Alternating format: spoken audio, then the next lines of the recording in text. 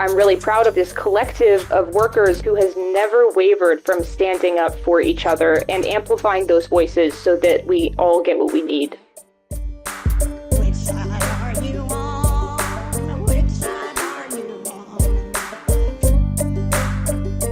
We're going to be talking to a video game worker momentarily. Really excited to have this conversation. The Communication Workers of America say in a press release that in a first for the video game industry, over 300 quality assurance workers working at Microsoft subsidiary ZeniMax Media, who were represented by the CWA locals 2100, 2108, and 6215, also known as ZeniMax Workers United-CWA, they announced that they have reached a tentative agreement with the company. ZeniMax Workers United-CWA and Microsoft have been negotiating for a first contract for nearly 2 years now. The new contract sets new standards for the industry and includes substantial across-the-board wage increases as well as new minimum salaries for workers. The agreement also includes protections against arbitrary dismissal, grievance procedures, and a crediting policy that clearly acknowledges the QA workers' contributions to the video games that they help create. It also incorporates a previously announced agreement on how artificial intelligence is introduced and implemented in the workplace. Some members are quoted in the press release. I'm really excited to have one of those members on the show with us right now, Jessee Leese, member of the ZeniMax Workers United-CWA Bargaining Committee. Jessee, welcome to the Valley Labor Report. Hi, thank you so much for having me. It's great to be here. Great to have you. This is really exciting, and just to help people kind of know who the company is, what y'all do, can you talk about ZeniMax Studios and maybe any games that, you know, ZeniMax has been a part of that folks might recognize? Yeah, absolutely. So ZeniMax QA, we perform QA work on the projects of Bethesda Game Studios, id Studios in Texas, and ZeniMax Online Studios, which is the studio responsible for bringing you Elder Scrolls Online. That's the MMO associated with the Elder Scrolls games. So we test and assist in developing these video games and the software that these games are run on as well. We work on the Fallout series. We work on the Elder Scrolls games, including ESO, the Doom series, Wolfenstein, and lots others. But I've personally put a lot of work into Starfield. I was really excited to be a part of that launch. Very, very cool. And so when you're talking about QA, quality assurance, what does that look like? What kind of work goes into quality assurance on video games? Yeah, so we will get the project, whether that be the video game itself or content that is going into the game. So it could be a patch or DLC content as well. And we go through, we test this content, we identify issues with the content, so like bugs. And we will write issues for this and report back to the developer side of things. The Bethesda Game Studios is also the name of the studio that has all of the designers. So we'll report back to the designers and the producers and tell them the issues with the games so that they can be refined for launch or for continued use. And I've seen a couple of mentions of like first in the industry. Are most video game quality assurance workers not unionized at this point? Yes, I would say the majority of video game workers are not unionized at this point.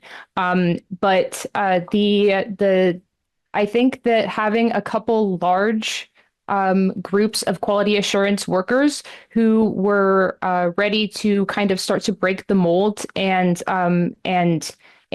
blaze the trails a little bit has caused way for a lot of other groups to be able to be like, all right, you know what, it's time. We're going to take control of our industry, before it gets washed over with corporate greed and AI and things that we can't control. Right. And now workers at ZeniMax unionized about 2 years ago, I guess. If you've been negotiating with the contract for 2 years, that's probably about when you unionized. Were you a part of that campaign? Have you been working for ZeniMax long enough to have been a part of that campaign? Yeah, great question.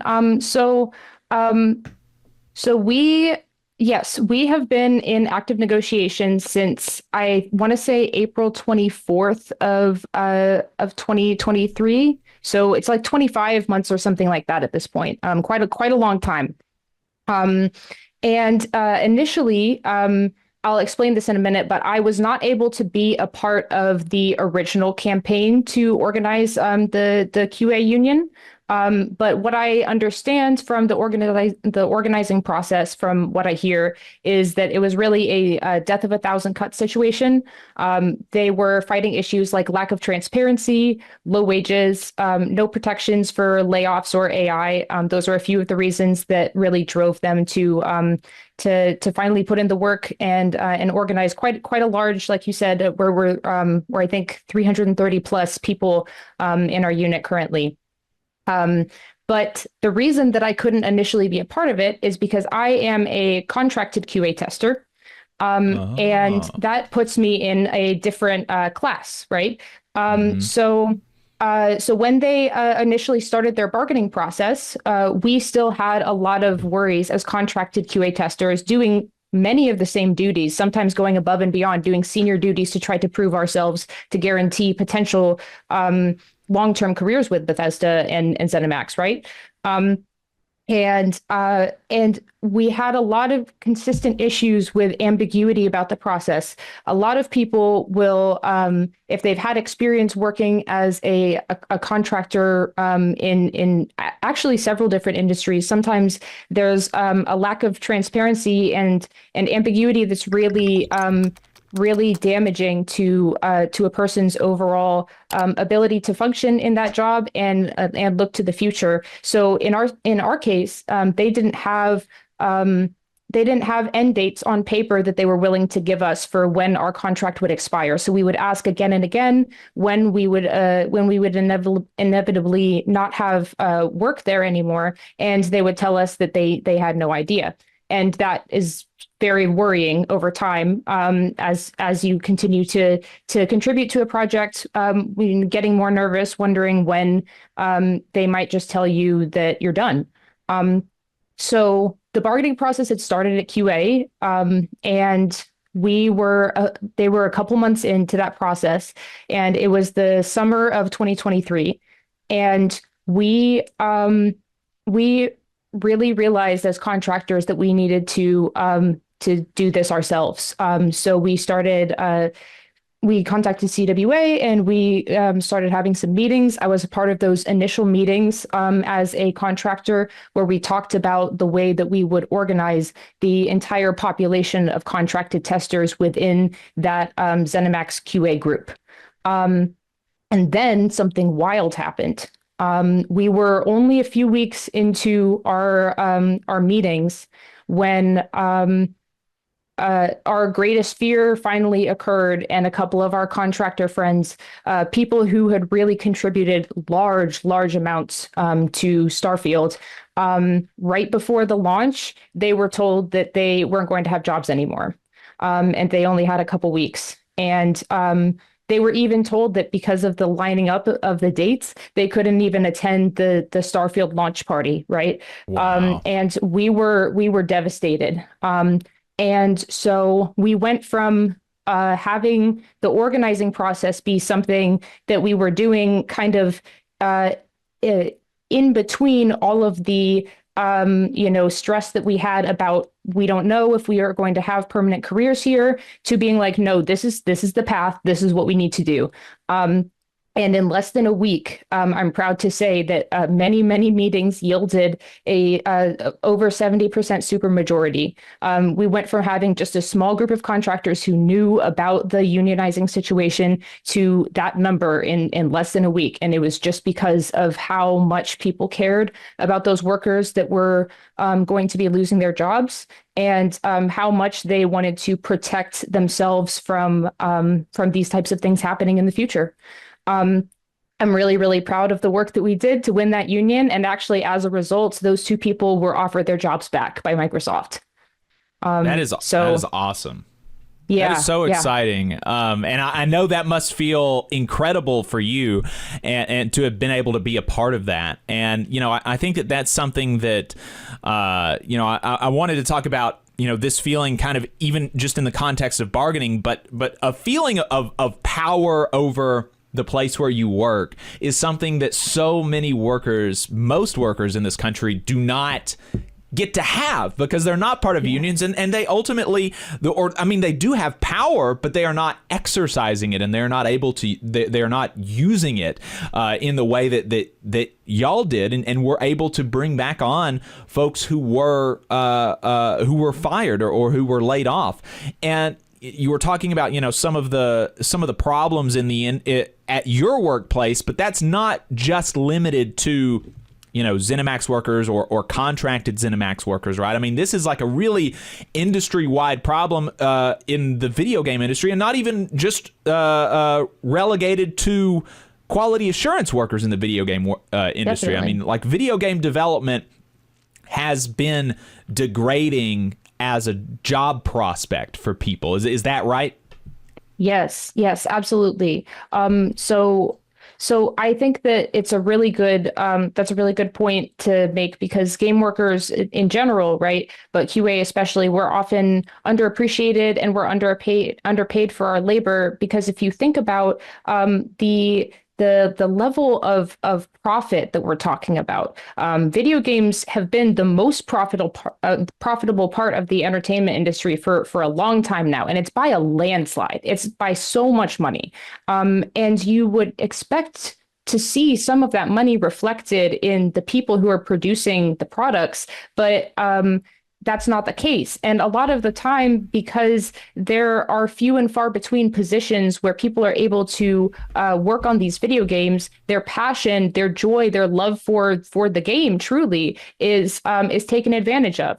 And that's a real shame. But I think that the silver lining of that is that when groups of people in this industry have felt a lot of weight of capitalism, of greed, of being exploited for the things that they do best, that makes them that much more capable and willing to fight for the protections of many, many marginalized groups.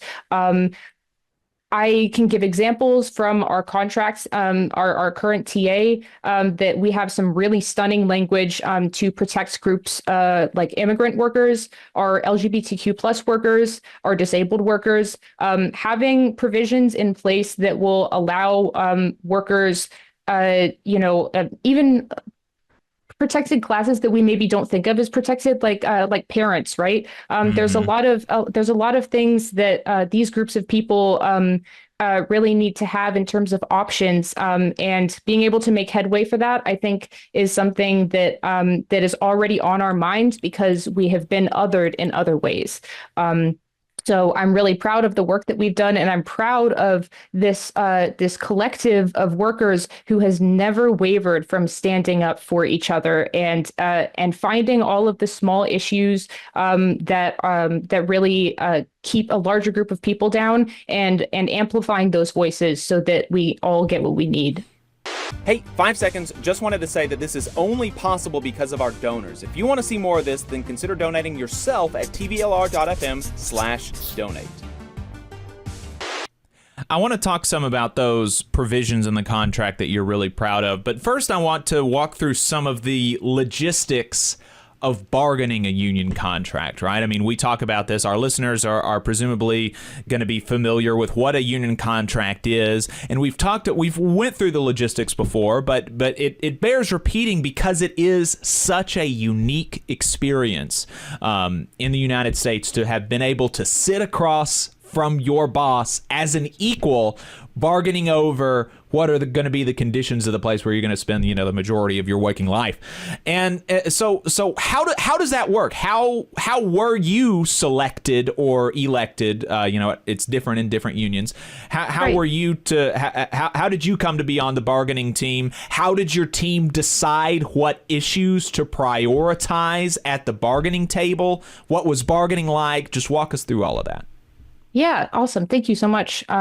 So we did have a more formal election process for the majority of our bargaining team. So they had a period of time where they had, I guess, a short campaign, and the unit members went through and voted in our bargaining committee members. Um, I did not see that process, one, partially because of the contractor situation I explained before. I was not a part of the union at that time.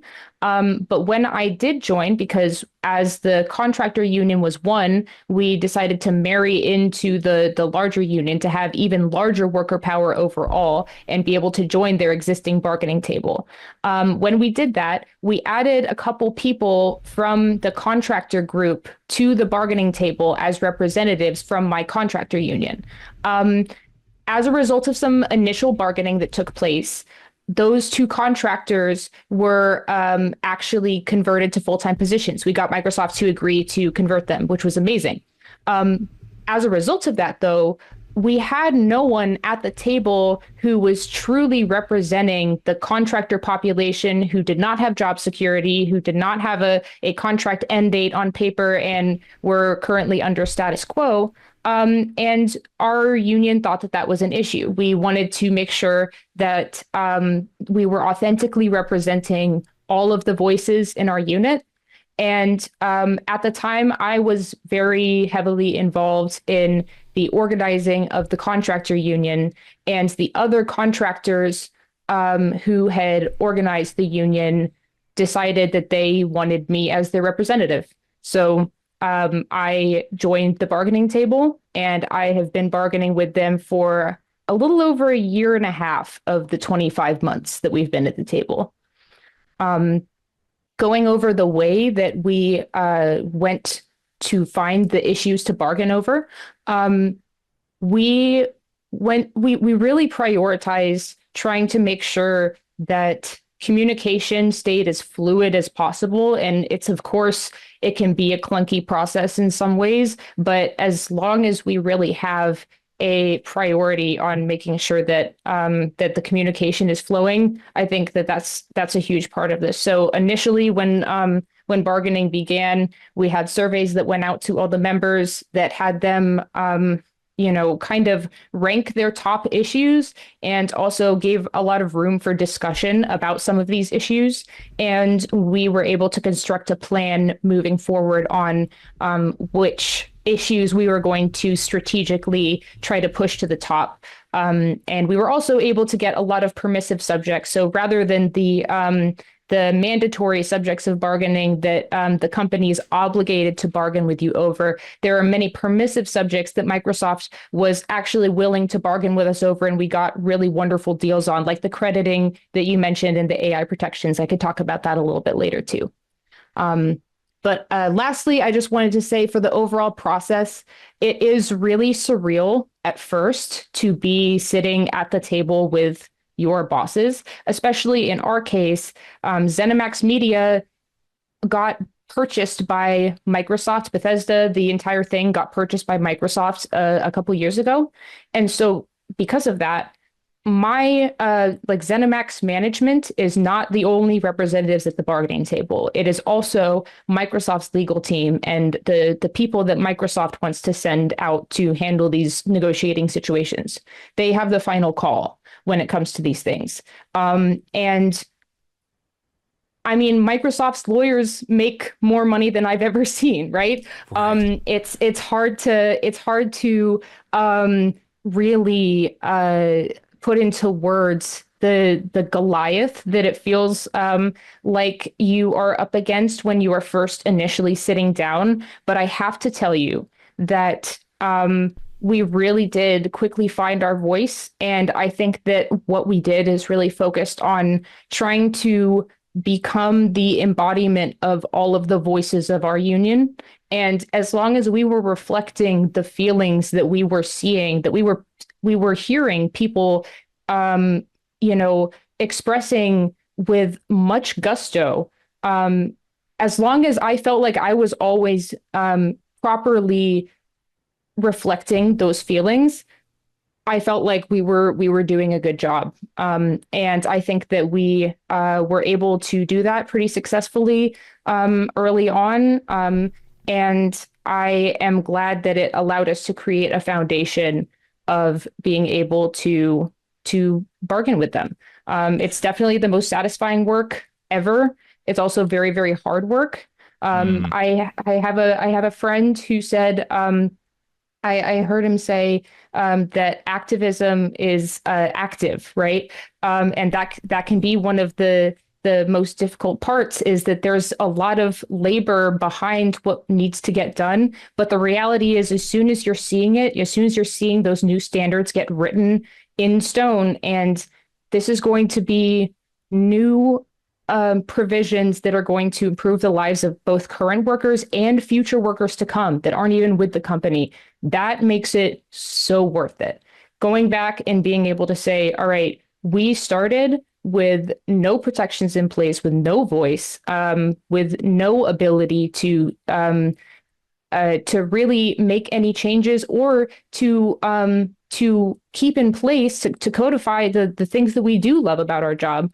And now we're able to do all those things. And so I think that, at first it feels like you are sitting there at the bargaining table with people that are made to do that, right? They're people that are getting paid to look at the money and to look at these things and to make decisions.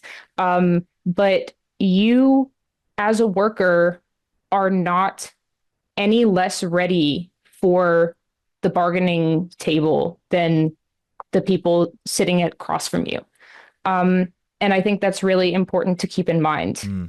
You are there because the love and the care that you have for your own work experience and the work experiences of all of your coworkers is what fuels your ability to do all of these amazing things.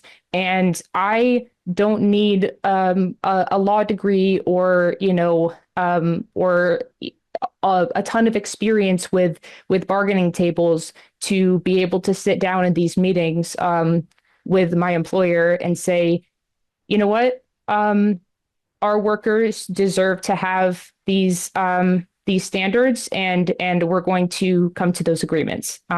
At the end of the day, they're still human beings, and we're able to have those conversations like human beings.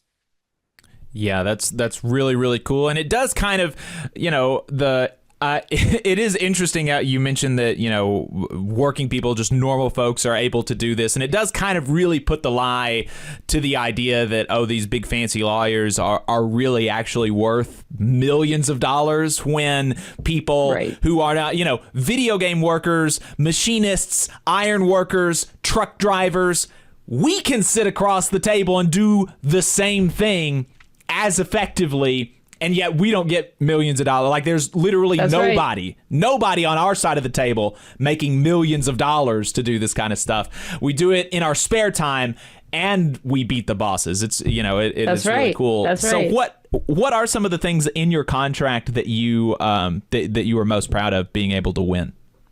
Yeah, I have a few. So you mentioned before the AI protections.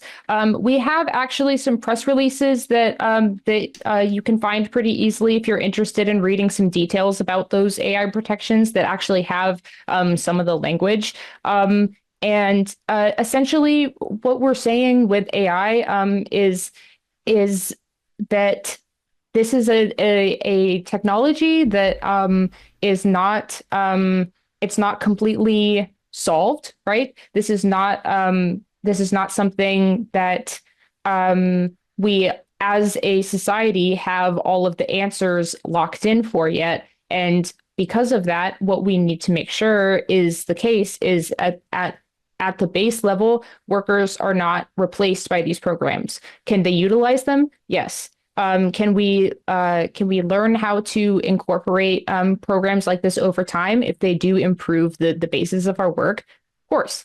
But should we allow for gaps in language where workers can be outright replaced by a program, no, we don't think that that is good or right. And so that is what this the AI protections proposal was able to capture. I'm really proud of that.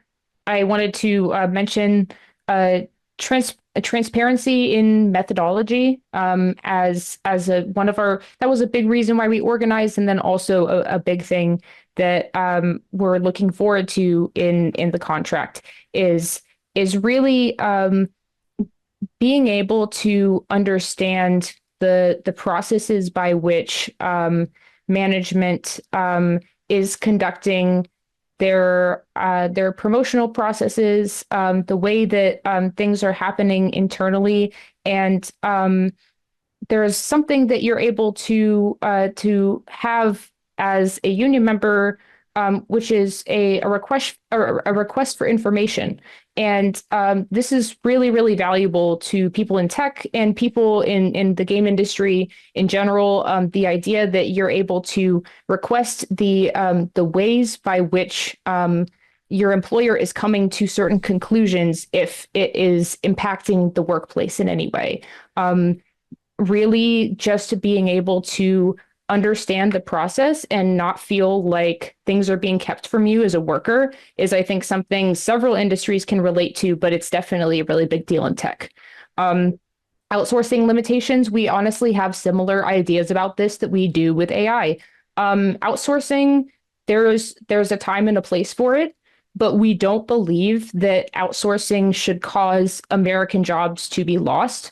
So we have limitations in our contract for outsourcing where the company is allowed to do it, but they also cannot outsource in order to replace work that would normally be going to the bargaining unit. So it's really, really valuable that we know that we're not going to be replaced with outsourced workers. We can utilize them, but it's not going to take over.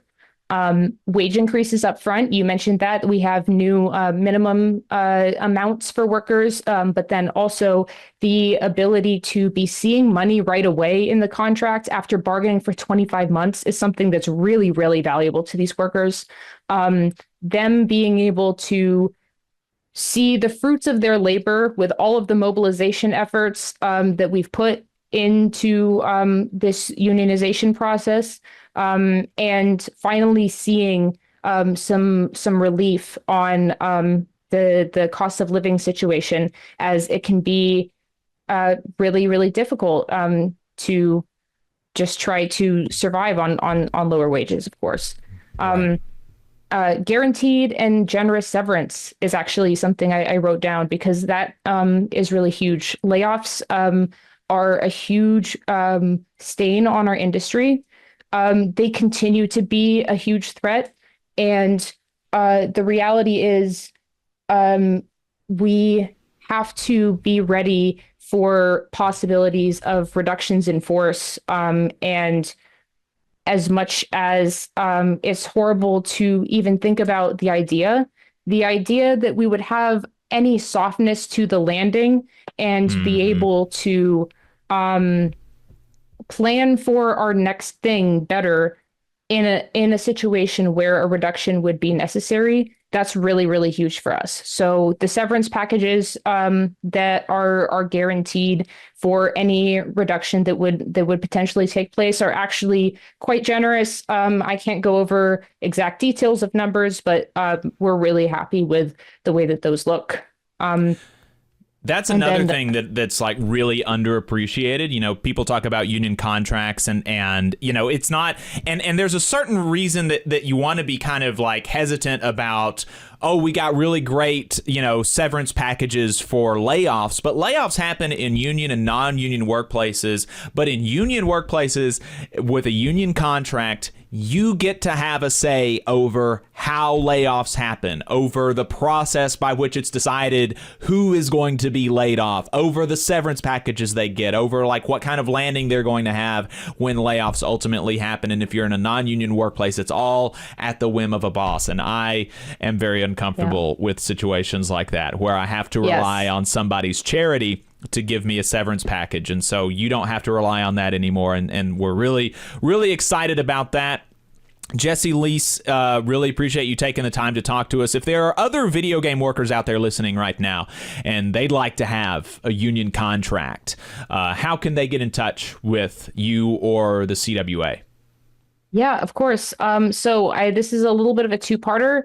If you are hearing all of this and you've already been thinking about unionizing your workplace and you're ready to go, CWA-union.org is where you can get in touch with our campaign organizers, our people who are able to get you started with that process.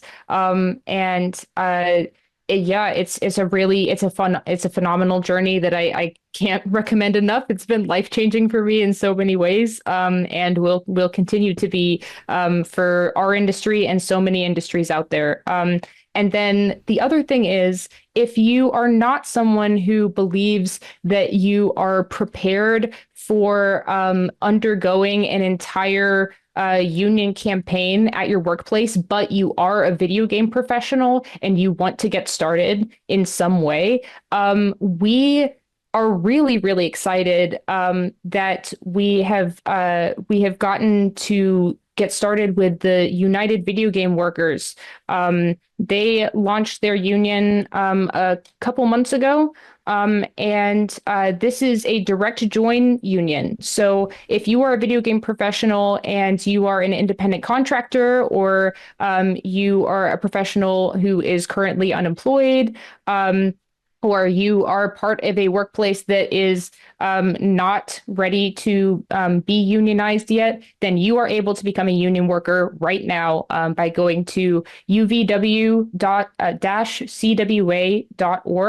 And you can get signed up immediately as a union worker. And this is a fantastic way to connect with other video game professionals and figure out what it is that we need to be pushing for in our industry the hardest. I'm really happy that we were able to have this opportunity to talk today, and I appreciate the time. Jessee Leese, member of the ZeniMax Workers United-CWA bargaining team. ZeniMax Studios does quality assurance work on games such as Elder Scrolls and others. Jessee, thank you so much for your time. I appreciate it. Thanks so much. Have a great day. You just saw a clip from the Valley Labor Report. We are live every Saturday morning from 9:30 a.m. till 12:30 p.m. And we pride ourselves on keeping all of our content free to everybody so that we can talk to as many working folks as possible. If you support the work that we're doing, you think that it's important, you think that it's good, then consider making a monthly contribution to the project, and you can do that on our website, tvlr.fm.